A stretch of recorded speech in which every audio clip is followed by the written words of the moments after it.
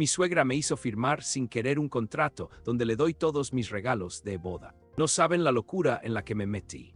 Jamás pensé que algo tan simple como firmar un documento en mi propia boda terminaría por convertirse en la pesadilla más hilarante y absurda que haya vivido. Les contaré todo en detalle porque necesito desahogarme y de paso, quizá mi historia les sirva de lección. Lean siempre antes de firmar cualquier cosa. Mi nombre es Marcos. Tengo 32 años y hace no mucho me casé con Camila, la mujer de mis sueños. Siento que debo aclarar algo desde el principio. Soy de esas personas que prefieren evitar el conflicto a toda costa. Crecí con la idea de que la tranquilidad vale más que tener la razón. Además, soy bastante introvertido, así que imaginen el cóctel. Un tipo que huye de los dramas y que no disfruta especialmente las multitudes. Aún así, estaba enamorado de Camila y me armé de valor para hacer una boda tradicional con todas sus implicaciones. Invitados, banquete, música, un pastel gigantesco y, por supuesto, la familia. La familia de Camila es numerosa. Tienen un gen que los obliga a multiplicarse y a mantenerse increíblemente unidos. Pero de todos ellos, hay un nombre que sobresale por encima del resto. Elvira, la madre de Camila, mi flamante suegra. Es una mujer de unos 58 años, sonrisa perenne y modales impecables, pero con una actitud que siempre me había provocado algo de desconfianza. Lo curioso es que jamás pude señalar con exactitud que me inquietaba de ella. Tal vez fuera el modo en que sus palabras sonaban cargadas de intenciones ocultas, como si cada frase fuera un regalo envenenado. O tal vez fuera que todo el mundo en la familia parecía rendirle pleitesía, por miedo o por costumbre. No lo sé. El caso es que desde que supe que sería mi suegra, me mentalicé para lidiar con una persona complicada. Para que se hagan una idea, cuando Camila y yo decidimos casarnos, Elvira se ofreció a ayudarnos con los detalles. Al principio fue de gran ayuda. Reservó el salón de la boda, se puso en contacto con un florista, consiguió un DJ que era el primo de un amigo de un vecino, esto es real. Todo parecía razonable. Yo mismo le agradecía su implicación, pero luego empezó a sobrepasar los límites. Llamaba al banquetero a mis espaldas para cambiar el menú. Tomaba la libreta de contactos de Camila y añadía invitados que ni siquiera conocíamos. Ordenaba literalmente el orden de las mesas sin consultarnos. Pero cuando se lo preguntaba a Camila, ella me decía, mamá es así, lo hace con la mejor intención. Y yo, por amor, me callaba. No hagas olas, me decía a mí mismo. Mientras Camila y yo seamos felices, lo demás es secundario. Sin embargo, la gota que colmó el vaso llegó pocos días antes de la boda. Estábamos en el salón de nuestra casa, rodeados de papeles, tratando de ultimar detalles. Teníamos la lista de invitados a medio terminar, la papelería para la ceremonia sin firmar, la música que no habíamos podido confirmar, todo era un desastre. Y en medio de ese caos, apareció Elvira con sus maneras suaves y su sonrisa de diplomática. Traía en la mano un fajo de documentos. Me habló con su voz dulce. Marcos, querido, ¿podrías firmar estos papeles? Es una formalidad familiar, ya sabes cómo somos en casa.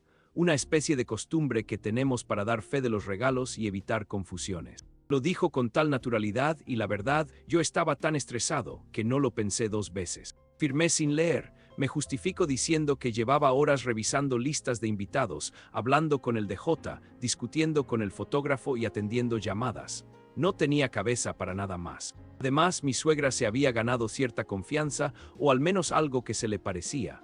Así que estampé mi firma con una soltura lamentable. Esa misma noche, mi mejor amigo Lucas, quien, por cierto, es abogado, me soltó un comentario bastante preocupado cuando le conté lo sucedido. Hermano, abre los ojos antes de que te pase por encima la camioneta Elvira. ¿Firmaste qué cosa? Pero yo, confiado, le dije que no se preocupara, que seguramente era solo una forma de documentar los regalos que llegarían a la boda. Lucas se llevó la mano a la frente, negando con la cabeza, pero no insistió. Quizá debió darme un golpe en la nuca, porque lo que vendría después hubiese sido más fácil de manejar con un simple hematoma que con lo que viví. En fin, llegó el gran día. La boda fue preciosa. Para que vean que no todo fue malo, debo admitir que los toques que Elvira impuso ayudaron a que saliera todo muy pulido. Las flores estaban magníficas, la música sonó estupendamente, aunque nunca supe si el DJ era el amigo del vecino o el vecino del amigo, y Camila lucía bellísima en su vestido. A mí, que no me gustan las miradas públicas, me cayó el clásico chapuzón de atención que implica ser el novio, pero sobreviví sin grandes traumas. La ceremonia fue breve, la fiesta duró horas y antes de darme cuenta, Camila y yo ya estábamos en el auto que nos llevaba al aeropuerto, con rumbo a nuestra luna de miel. Planificamos un viaje modesto pero inolvidable, pocos días en un destino cercano, con playa y cócteles de frutas. Fue perfecto, imagínense. Noches estrelladas, conversaciones eternas con mi ahora esposa, baños de sol y una libertad que parecía infinita.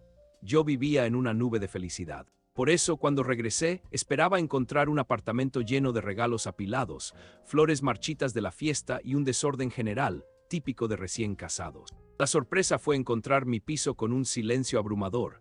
Ni una caja, ni un sobre, ni siquiera una tarjeta de felicitación. Nada de nada. Camila me miró con cara de circunstancias y enseguida llamó a su madre para preguntarle dónde estaban los regalos. La respuesta fue tan breve como perturbadora. Están aquí, en mi casa. Todos, como si fuera lo más natural del mundo. Camila me colgó el teléfono y me soltó con resignación: ya sabes cómo es mamá, se los llevó para organizarlos mejor. No te alteres. Debo admitir que sí me alteré un poco, pero recordé mi principio de evitar el conflicto. Me dije: no hagas un escándalo, ve a hablar con ella y aclara las cosas. Así lo hice. Me presenté en la casa de Elvira, donde me ofreció galletitas y té, toda cortés.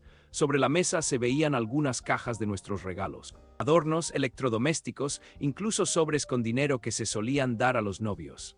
Me produjo escalofríos el modo en que ella, con completa calma, se sentó y sacó un documento de la carpeta. Marcos, sé que te parecerá extraño, pero me encantaría que leyeras esto. Lo firmaste tú mismo antes de la boda. Ahí sentí un vacío en el estómago, la cabeza me daba vueltas. Tomé ese papel y leí por primera vez la famosa formalidad familiar.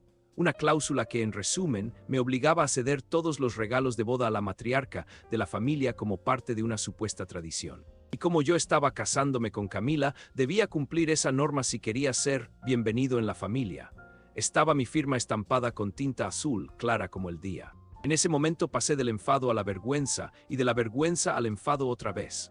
No podía creer mi estupidez. Pero, a la vez, estaba en territorio enemigo, por decirlo de alguna manera, y no quería tener un arrebato que dañara mi matrimonio con Camila. Para colmo, mi suegra se mantenía firme, sonriente, como si de verdad pensara que eso era algo normal. Y cuando quise protestar, solo me mostró el papel. Tú lo firmaste, querido. Regresé a casa incrédulo, con un nudo en la garganta. Camila, que me vio llegar con la cara desencajada, trató de explicarme que su madre a veces se inventaba tradiciones extrañas, que había que darle algo de tiempo, que al final no era tan malo. A mí me dolía ver que hasta mi propia esposa lo normalizaba. Descubrí que ella había crecido toda la vida sometida a los caprichos de su madre y no lo consideraba tan grave. Esa noche apenas dormí, dándole vueltas al asunto. Aunque amo a Camila, sentía que necesitaba hacer algo para recuperar los regalos y, sobre todo, mi dignidad. Esa misma semana hablé con don Rogelio, el padre de Camila. Es un hombre muy callado, siempre en segundo plano. Me confesó: no eres el primero, ni serás el último que firme algo sin leer con Elvira cerca.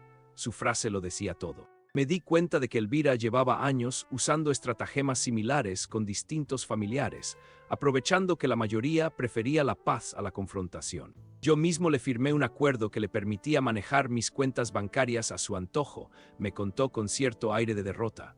Jamás hubiese imaginado algo así, pero entendí por qué don Rogelio lucía siempre tan apagado. A esas alturas me sentía un pelele. Fue entonces que recordé las advertencias de Lucas, mi mejor amigo, y decidí que necesitaba ayuda profesional y también un poco de sarcasmo para lidiar con la frustración. Lo llamé, le conté todo con lujo de detalles y él soltó una carcajada amarga. Te lo dije, pero tranquilo, hay formas de arreglarlo. Me invitó a unas cervezas para que le enseñara el dichoso contrato. Lucas es un abogado un tanto informal, tal vez por eso me cae tan bien.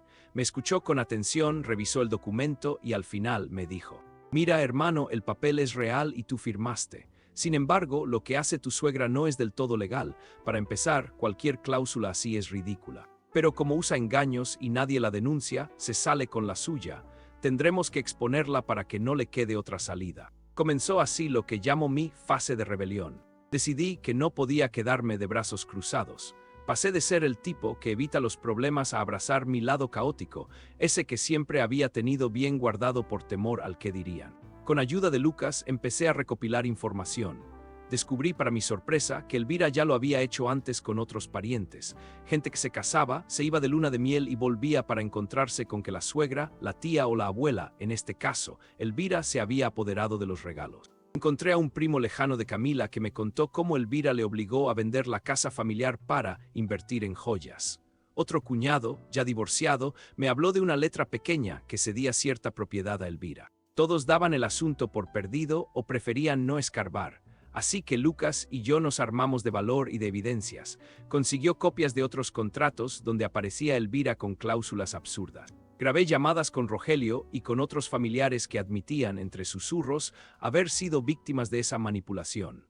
Mientras tanto, a Camila le decía que solo estaba tratando de entender por qué su madre actuaba así, pero no le daba detalles de mis planes. A ella la notaba preocupada y extrañada de que, de pronto, su esposo se mostrara tan determinado, pero prefería dejarla al margen hasta tener algo sólido. La oportunidad de sacar toda la artillería llegó de forma natural cuando Elvira, con su extraordinaria osadía, propuso organizar una cena de celebración post-boda en su casa, para que más parientes pudieran felicitarnos. Todos se sumaron encantados, primos, tíos, conocidos, era el escenario perfecto para exponer lo que llevaba semanas investigando. Con Lucas pusimos en marcha la idea. Preparamos un video con testimonios de familiares, copias de esos contratos escaneados, audios grabados y alguna que otra broma mordaz donde aparecían las frases más absurdas de Elvira. Fue un trabajo artesanal. Para no levantar sospechas, le dije a Elvira que en la cena tenía un obsequio para la familia que quería proyectar en la pantalla de la sala. La noche de la cena llegó y, como de costumbre, Elvira estaba exultante, paseándose por todos lados, recibiendo elogios por la decoración y la comida. Camila y yo nos sentamos en una mesa apartada, esperando el momento. Cuando todos estuvieron listos, anuncié con voz temblorosa, aunque tratando de mantener la compostura. Quiero enseñarles algo que he preparado con mucho cariño para que conozcan un poco de la historia de la familia. En el televisor de la sala comenzaron a pasar imágenes de la boda, fotos amables, momentos felices, hasta que, de pronto, aparecieron en pantalla los primeros testimonios. El primo lejano, la voz de Rogelio, algún tío que narraba cómo Elvira lo había obligado a firmar un poder para usar sus bienes. Se veían también varias copias de contratos con sellos oficiales. La gente empezó a murmurar y a ponerse nerviosa. Elvira, sentada en primera fila, mantenía la sonrisa congelada, como sin entender. Camila, a mi lado, me miró con incredulidad. La frase de Rogelio se oyó con claridad en el altavoz: no eres el primero, ni serás el último que firme algo sin leer con Elvira cerca. Cuando terminé la proyección, la sala estaba en silencio. Elvira se levantó, visiblemente tensa, y me preguntó: Marcos, ¿qué significa esto? Respondí con la voz más tranquila que pude, aunque me temblaban las manos. Significa que no permitiré que sigas estafando a la gente de tu propia familia bajo la excusa de la tradición. En ese instante, Lucas dio un paso al frente, enumerando las irregularidades de esos acuerdos. Explicó que en la práctica ninguno sería válido en un juzgado, porque las cláusulas eran abusivas y estaban obtenidas por engaño.